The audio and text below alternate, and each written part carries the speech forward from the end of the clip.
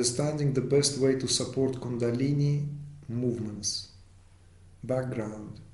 My question, if the time and inclination is there, is about Kundalini and blockages. I've been experiencing Kundalini operating in my system for a little more than 4 years. More than anything, it has expressed itself physically. At first, the primary expression was spontaneous kriyas, but in the last couple of years, what I experience most is pressure, and what I would describe as a magnetic suction, mostly centered in my mouth, but also sometimes a little high in my head and low in my throat, although the energy will travel all over from time to time. Experiencing this intensity without knowing why it's there or what's doing is definitely a challenge to my patients. Question. What I would like to know if there is something I could be doing with my conscious focus to help release blockages, or whether surrender and patience and acceptance are the best plan.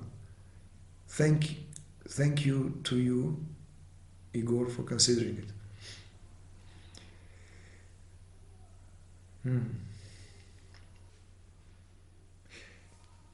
Okay, let me build a little bit here, just a little bit. Again, it's like this whole notion on Kundalini and what that is, and in, I would say, majority of what I've seen, not all, but in the majority of what I've seen, what is available out there, it's being seen as this kind of like something happened and I'm going through something. It can be amazing, it can be wonderful, it can be really, really demanding, it can be overwhelming, everything in between, and it's just, okay, how to get through it and be done with. And I'm so tired from seeing these perspectives of like Kundalini is the phenomenon we go through and then we're done with, like a kind of scarlet fever or some kind of a temporal illness or disease or transformation or teenage years or puberty. Do you know what I'm trying to say? I'm just kind of like speaking frankly. I'm kind of want to get it off my chest that there is a lot of this still. Yeah, there's platforms, there are whole networks. I'm experiencing these syndromes, and you have this well laid out Kundalini support and a lot of information, really good, in relation to everything from diet to explaining what's happening. It's all out there. But a lot of it still with that in view, with that understanding that it's just some kind of phase we're going through. Whereas in my work, in this work and in this path, what I try to do my best at is to reposition that it's a very different affair to what we consider it to be. Yes, Kundalini can awaken, and it can take a lifetime for a completion of the process. And it could not be completed in this lifetime because the body, karmically speaking, will exhaust its, let's say, reservoir within this trajectory given in time, and it would have to disease. It would have to go out of use, and the process will continue next life. And it can happen in extremely short time, usually with those in whom perhaps a lot of work has been done before somehow. And that would put tremendous pressure, of course, on all systems of the body, above all else on the endocrine system. And how that body would cope with that would be paramount to how much of that would be integrated and make that being into that integrated consciousness in the body. Amazing thing when that happens. These beings would be then essentially, well, it goes without saying, they will be put in the service, they will be put in work, they will be used because that is what it manifested in. At the same time, there's a lot of cases that I personally have encountered throughout my life where awakening 4 years ago or 25 years ago or even 30 years ago, still grappling essentially with what I would call foundational understandings. So this is what your questions here opens, is a very big theme, of course, the theme of the necessity of an education, first of all, within the spiritual community, within the spiritual communities on the phenomenon of Kundalini, not from the perspective of going through some puberty age in relation to growth of consciousness. Because what Kundalini is giving birth to yourself. That's what Kundalini is. It's birthing yourself. Out of dormancy, birthing yourself, and that is essentially unique to each person. But there are essentially pathways and ways, just like every child or most children are born through the channels designed by nature to be born. Now, birthing of our soul, it's also spoken of. So when we speak of, I've been experiencing Kundalini operating in my system, I'm not holding you for your language. Of course, it's a normal way to say that, and many people say that. But when we speak of that, we're reducing essentially what is our consciousness to an object of observation. I want to give you a reverse of that understanding completely. You've no idea what Kundalini was doing, and you can never have an idea of what Kundalini was doing, because what you've been experiencing so far is only pranic movement in the body. Minute movement of your consciousness within, minute movement, like a tremor. Even when Kundalini is fully dormant, right? Let's say in that slumber, there's tremor in that consciousness. This being may go through a tremendous revolution in every aspect of their life. There's a tremendous movement, liberation. Suddenly, oh my God, I lived like this? What? Are you kidding me? No more, no way. And the whole life is changed. And that's just a tremor at the base of consciousness. Can you imagine what happens when Kundalini awakens? I mean, it's like your consciousness suddenly awakens from dormancy, from that state of contraction.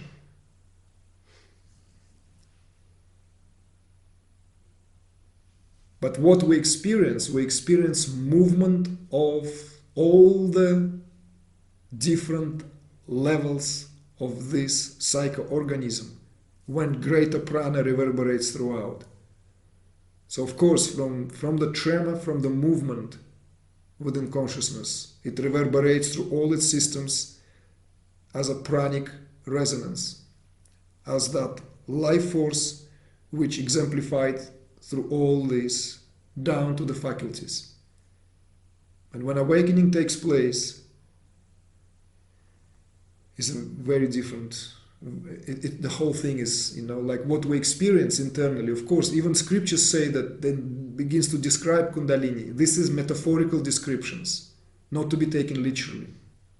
Even when you see that molten gold or molten light rising through the medium channel, when you behold entirely with your eyes closed the shaft of light, molten, rising all the way to the head and spreading and completely enveloping, and then having that sense of omniscience and omnipresence. Because again, a different prana is taking care of that process, and it becomes all pervasive. It's another quality of pranic work. From being contracted and experienced in the body, it has this experience as all pervasiveness. What we experience essentially is the movement of prana, and that's why it's called prana shakti. Not that we don't speak of it as Kundalini. We can speak of it as Kundalini, but what I'd like to make an impression on you here is for you to understand this not from a narrow and limiting perspective. My other experience with clinical observations of Kundalini, that most of them, I would say 90%, lacking in reverence to that process. And that lacking of reverence to that process is, of course, not your or my limitation. It's that shared culture that we live in. It is because it is absent. We live in a very different state of affairs at the moment. So that reverence that was prior, perhaps, in more ancient cultures, reverence to that magic of being alive, certainly magic of what that is, to be conscious being, is not there. And we tend to observe this most magical process from this clinical, quite precise observation and from this understanding, and we want to pigeonhole it or frame it or give it like a framework of understanding, like, okay, now, if this is part of the body is done in this way, if I have like certain pain here, that the anatomy is different here. You know what I'm trying to say? So, yes, your question is practical, and I ought to be practical in response to that question. Because you're asking me what I would like to know, if there is something I could be doing with my conscious focus to help release blockages, or whether surrender and patience and acceptance are the best plan. Of course, it's easier for me to say the second part is always more relevant. Of course, surrender, patience and acceptance are best strategy. Because sometimes you can't really even do much from the mental perspective unless you are given these tremendous insights, which awakening can also bring. Internal guidance can be abound. If you don't have that, you would have to seek that guidance somewhere. So, yes, I could say second part of the question you ask is already the answer. Surrender, patience and acceptance. Okay, very good. See you at the next webinar. But that's not going to suffice. It's not going to be enough. You're asking me to consider that, and you're already thanking me. And I would like you to consider that what is happening to you and all these blockages is you cannot do it in a DIY style. And I say that from webinar to webinar. How many times I said that to how many people, that before awakening, having a teacher is an option. It's like option which is entirely up to us to decide. But once there is an awakening, the teacher becomes a must. Why? Because that's when the guidance is most needed. Before that, we are the bosses in our own house. We do as we please. I do this, I don't do this. I want to do this today. I don't want to do it tomorrow, because why? Why do I want to do this when I can do something else? At some point, this strategy, begins to be daunting, and it certainly no longer working when it comes to these integral processes. Otherwise, the need for teachers would completely, like the teachers will go out of job. Just simple as that. With the rise of the internet, that's what will happen. Instead, the trend is of having teacher is on the rise. This is my experience, at least. Not that I have many followers. I can say that in relation to many other teachers, peers in the field. Necessity for having a teacher is on the rise, despite the fact that there's more information. More information is available, and yet never has been a time when more necessity for teachers has been so poignant. It's just in more kind of maybe coherent and more traditional societies, having a teacher was part of life already. That was already kind of like every family would have affiliated guru. Every court will have an affiliated guru. Royal family will certainly have a bunch of them. So, what am I trying to say to you? you asking for a response to your question, how best way to support Kundalini movements. The best way to support Kundalini movements is to have teacher who is versed in that and who will be able to guide you. This is not just like doing it at home with blockages. Yes, I can. We have the list of we have a link to the list of literature and everything. There are amazing websites. There are good. There's a really well-sourced information there. We can freely share that. But if people think for a moment that that is going to replace this sitting with an adept, when this what can be addressed in a very short time within the setting of the container can be done through books, then I don't know, maybe I'm in the wrong job here. I should be doing something else. But the good thing is that I know that I'm not. I know that I'm doing the right thing being here. So my responsibility to your question is not to give you some set of methodologies and formulations of how to do it, but to tell you, please consider of having a guide to that process, which is the most important thing ever happened to anyone whilst they're alive in this body. Nothing else more important than when our consciousness undergoes this transformation and this awakening. How much of it you are meant to embody, it's a different story. How much? Some people say, like the previous questioner said, that he feels that this is the last body, this is, enlightenment is guaranteed or enlightenment is anticipated.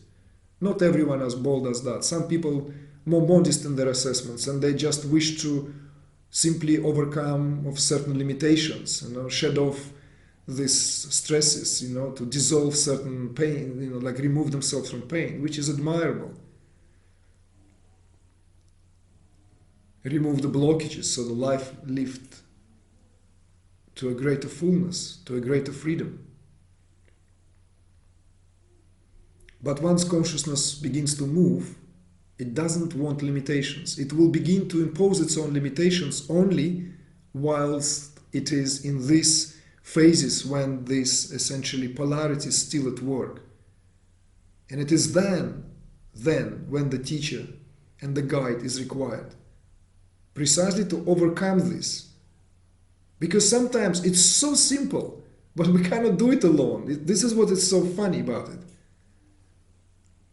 Sometimes it's just like this little tweak, sometimes it's just like a hair width is required, and yet that's where the major work is being moved. A hair width, but the mountain is moved. We better round it up, I'm guessing, before I get excited.